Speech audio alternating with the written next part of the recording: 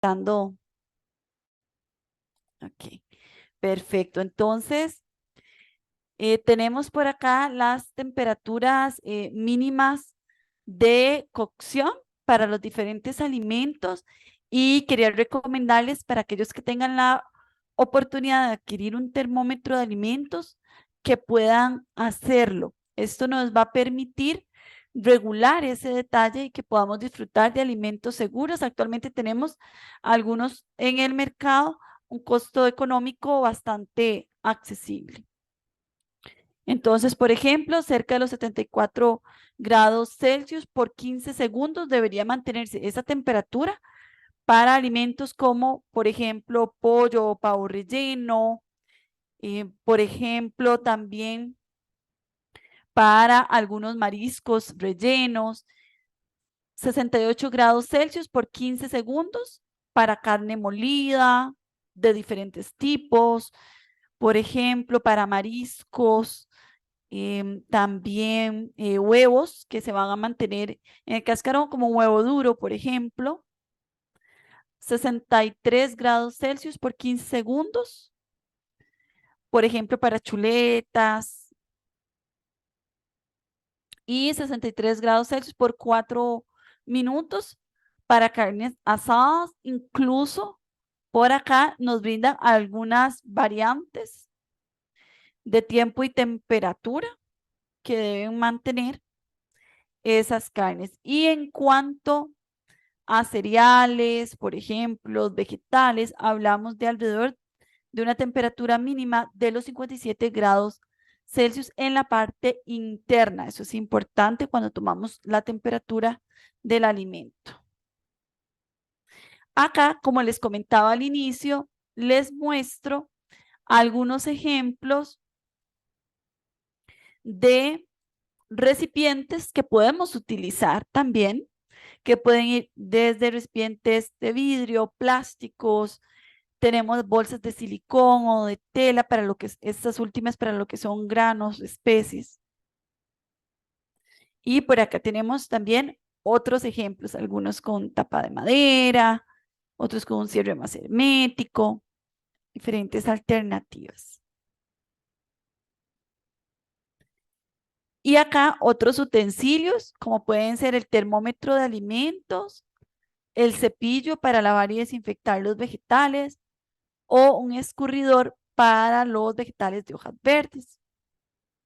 Aquí vemos, por ejemplo, el recipiente. En este caso es de vidrio con tapa de madera y está rotulado. Aquí tenemos el recipiente para escurrir los vegetales y luego los colocamos en otro para almacenarlos en el refrigerador. Algunos otros principios de manipulación de alimentos que es importante que tengamos en cuenta, y es que los contaminantes en los alimentos pueden ser de muy diversos tipos: físicos, químicos o microbiológicos. Físicos, imaginemos diferentes objetos que pudiesen estar presentes en los alimentos. Aquí se nombran algunos de ellos. En los químicos, evidentemente, diferentes sustancias químicas que pudiesen estar en contacto, por ejemplo, los mismos desinfectantes o productos limpiadores que utilizamos en la cocina. Y microbiológicos, incluyendo virus, parásitos, hongos, bacterias o toxinas que estos produzcan.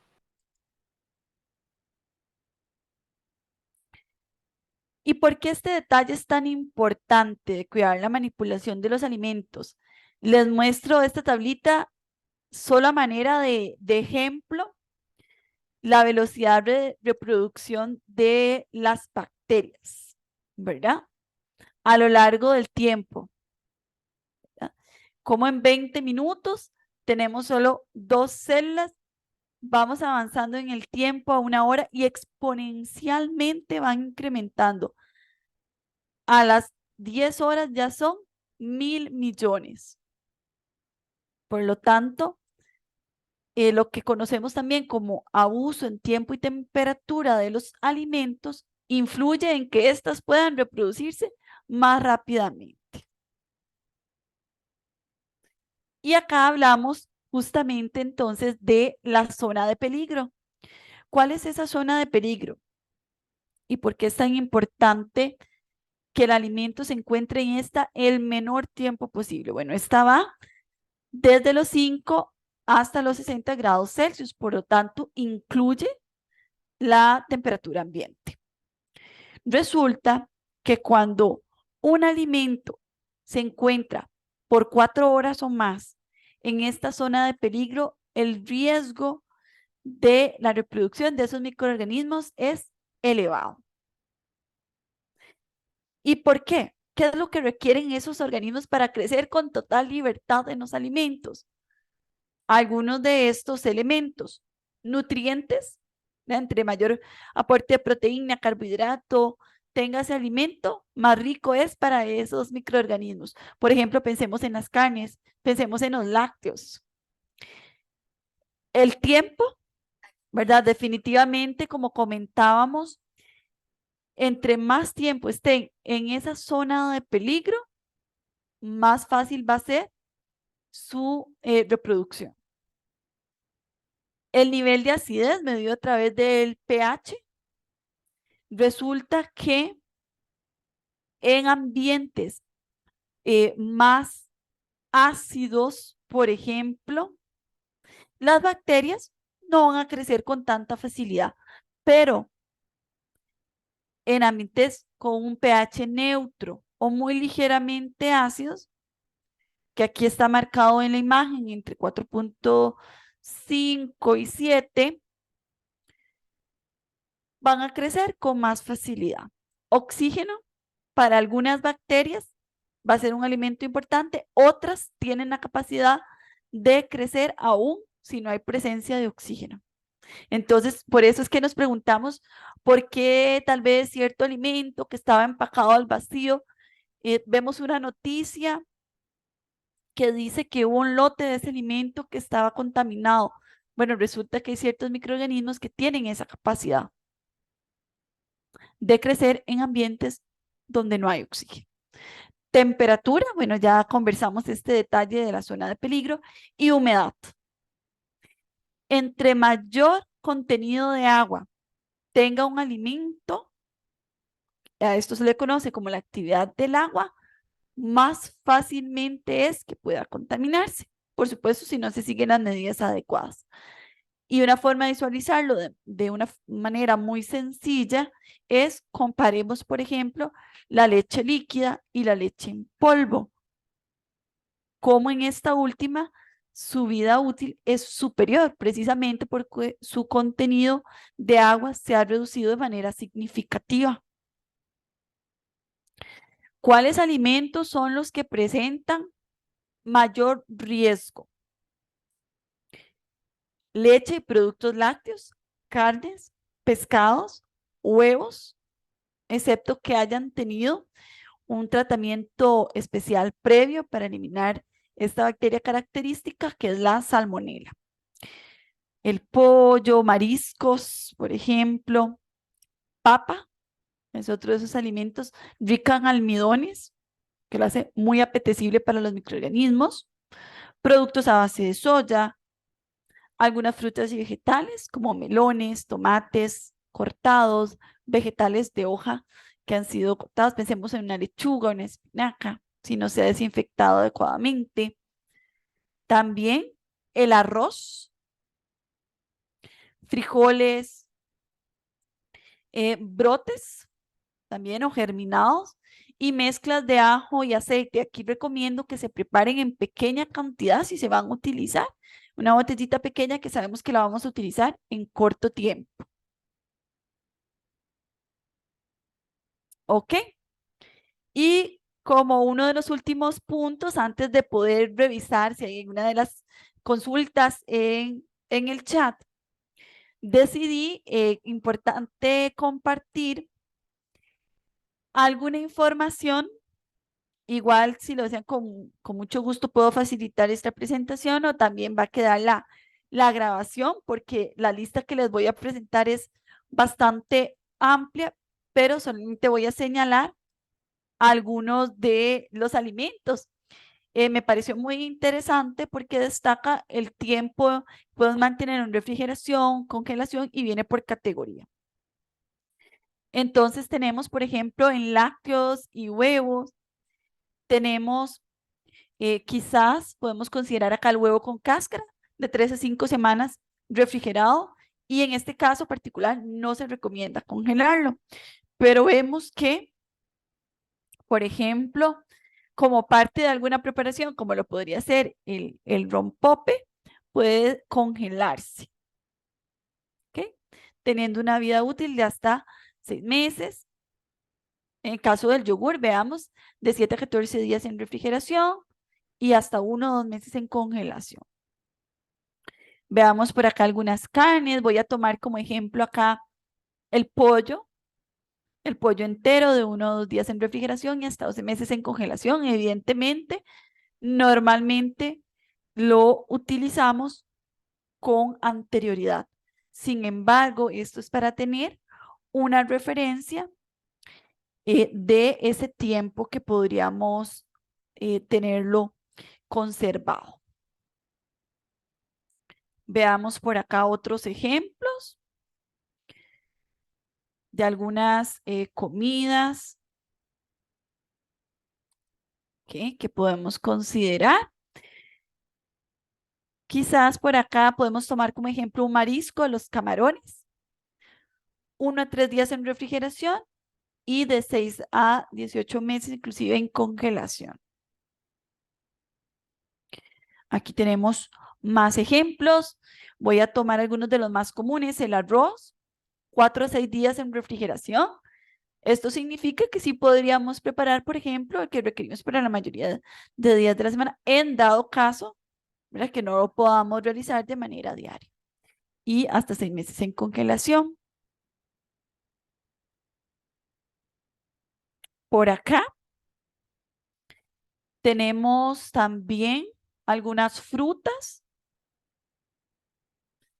Tomemos en cuenta las manzanas, como ejemplo, 3 semanas en alacena, o a veces si lo colocamos en un recipiente que no esté en refrigeración, de 4 a 6 semanas en refrigeración y en este caso congelada, cocida previamente hasta 8 meses. Por ejemplo, si hacemos una compota de manzana, ya que es un coladito a base de manzana casero, que lo podemos agregar después a una avena. Veamos por acá. Para tomar un ejemplo de un vegetal, quizás podemos considerar por acá, por ejemplo, en el caso de los pepinos, 4 a 6 días, es uno de los vegetales que no congelamos, al igual que algunos vegetales de hoja verde como lechuga, el repollo, ¿verdad? Tenemos por acá más ejemplos de vegetales. Podemos considerar por acá los tomates, de 2 a 7 días en refrigeración, 2 meses en congelación, por ejemplo. Veamos por acá ya algunos granos, como pueden ser los frijoles, el empaque cerrado en alacena. Vean la vida útil tan amplia que tiene. Evidentemente eso no lo refrigeramos y después de abierto aproximadamente 1 año. Tenemos por acá también otros productos que normalmente tenemos en casa como la harina. Vamos a tomar la harina blanca como ejemplo. En alacena cerrado el empaque de 6 a 12 meses. Después de abrirlo en refrigerador cerca de 1 año. Y después de abrirlo en alacena de 6 a 8 meses. Por ejemplo, acá en lo que pueden ser algunos condimentos y salsas, podemos tomar como ejemplo tal vez el vinagre, 2 años en alacena, 1 año en refrigeración después de abierto. Y Acá tenemos, como ejemplo, el café. Vamos a tomar de estos otros. El café en grano, de 3 a 5 meses en alacena. En refrigerador, después de abierto, de 3 a 4 meses. Y en alacena, después de abrir, también de 3 a 5 meses. Bebidas, jugos, por ejemplo, que tenemos por acá. Quizás podemos tomar como ejemplo la infusión, una infusión, un té para infusión, cerrado en alacena de 2 a 3 años y después de abrir de 6 a 12 meses. Ahora bien, si tenemos algunos de esos alimentos congelados, ¿cuáles son los métodos seguros de descongelación? Pasarlo al refrigerador, pero esto sí requiere varias horas de anticipación, ¿verdad? Desde el día anterior o incluso más, dependiendo del alimento y de la cantidad. Bajo la corriente de agua, estos sí son pequeñas cantidades, porque también estaríamos contribuyendo al desperdicio de agua. En el microondas o más eficiente también como parte del método de cocción, es decir, coloco de una vez, por ejemplo, la carne en la olla con agua hirviendo y con todas las hierbas y especies naturales para poder disfrutarlos posteriormente de manera segura. Y bueno, concluyendo con el tema del día de hoy, ¿cuál es el objetivo final? Que disfrutemos de alimentos saludables y al mismo tiempo seguros desde el punto de vista de inocuidad. Entonces, sé que estamos sobre el tiempo establecido, como tuvimos que volver a conectarnos, pero quiero revisar nada más un segundo si quedó alguna consultita por acá en el chat que podamos resolverla el día de hoy. Y si no, también pueden anotarla en este momento, si no la habían anotado anteriormente. Es correcto, también el contenido de contaminación cruzada, este tipo de contenidos se revisan, por supuesto, en un curso mucho más amplio como es el curso de manipulación de alimentos. Así es, Nelly.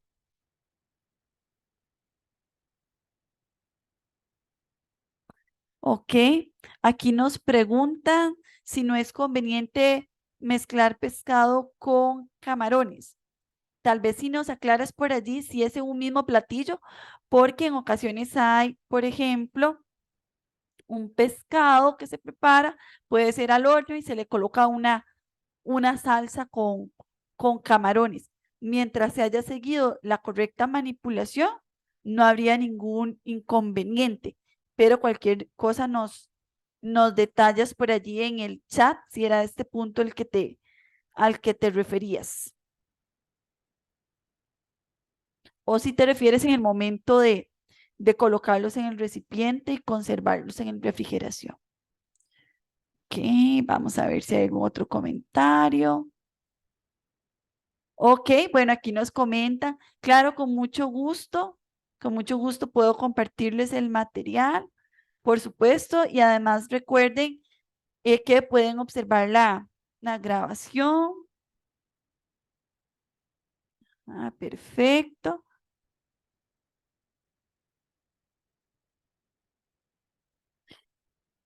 Acá nos preguntan qué tan favorable puede ser conservar alimentos al vacío o congelados.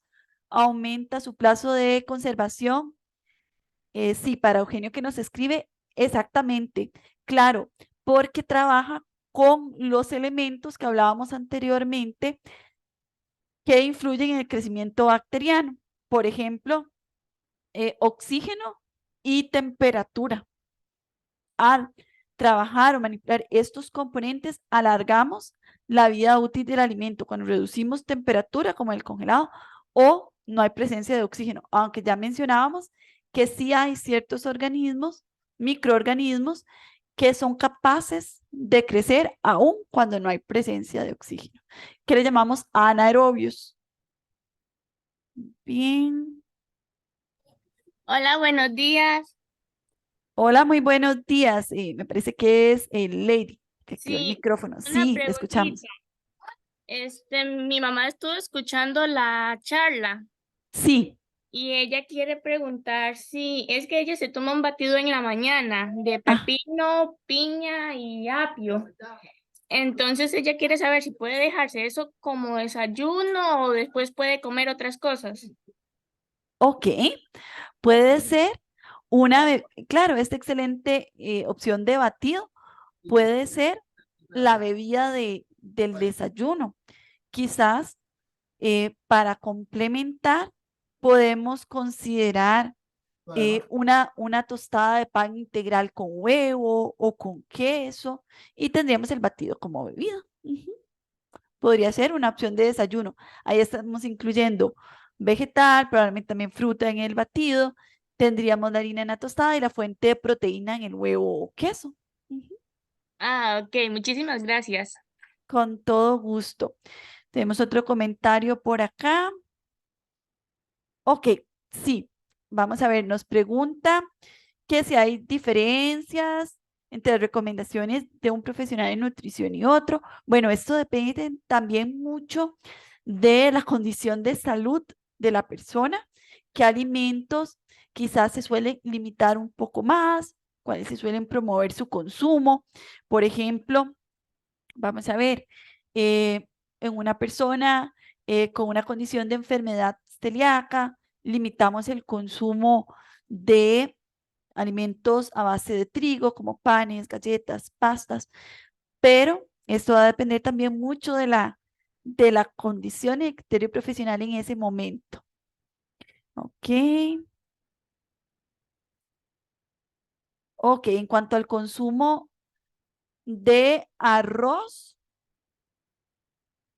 bueno, les comento que la clave está en el tamaño de porción. Para este grupo de alimentos se considera como porción de harina media taza de arroz. Aquí les muestro un ejemplo con un modelo sintético de alimento a la cámara. Esta es media tacita, considerándose como una porción de harina. Por lo tanto, mientras nos mantengamos en tamaño de porción, no significa que no pueda incluirse el arroz. Lo podemos estar alternando con otros cereales como la quinoa o con verduras harinosas. Los podemos alternar con plátano, yuca, estarlo alternando.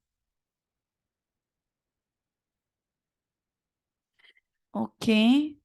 Ah, ok, correcto. Ya comprendí el comentario anterior que es para personas que son alérgicas al camarón. Sí, cuando hay alergia a algún marisco, es importante, o algún otro alimento, es importante que ese alimento se manipule por separado. En este caso, para la persona que nos comenta que si hay una persona con alergia a los camarones, sí, es preferible que estos se preparen y se conserven por separado para evitar precisamente la contaminación cruzada del alimento. Ok. Y las dos últimas preguntitas que tenemos por acá. Dice, ¿se podría completar este tipo de batido? No sé si se refería al batido verde que me comentaron anteriormente o igualmente con una galleta. Aquí me dice la marca de la galleta. Ok, bueno, la clave está en cantidad y frecuencia. Por ejemplo, sí, un batido podemos complementarlo con una galletita. Esta en particular, que nos menciona en el comentario, es un poquito más elevada en sodio, pero mientras tras vez tratemos de regular el aporte de sal y de productos procesados el resto del día, eventualmente puede considerarse. Y tratemos de variar con otras alternativas, también que sean más altas en fibra, para que tengamos ese adecuado aporte de fibra. También es importante, puede ser estar alternando con tortilla, con pan integral, con avena integral, pero eventualmente puede ser una alternativa. Ok, y nos comentan por acá es recomendable la dieta keto, refiriéndose a una dieta cetogénica para personas con diabetes. Y creo que está relacionada también con la siguiente pregunta. ¿Qué alimentos puedo incluir o excluir a la dieta de una persona que padece diabetes e hipertensión? Bueno, aquí les comento lo siguiente. Les comento lo siguiente, que este sí es un caso muy puntual. ¿Por qué? Porque hay que ver cómo está el control tanto de la condición de diabetes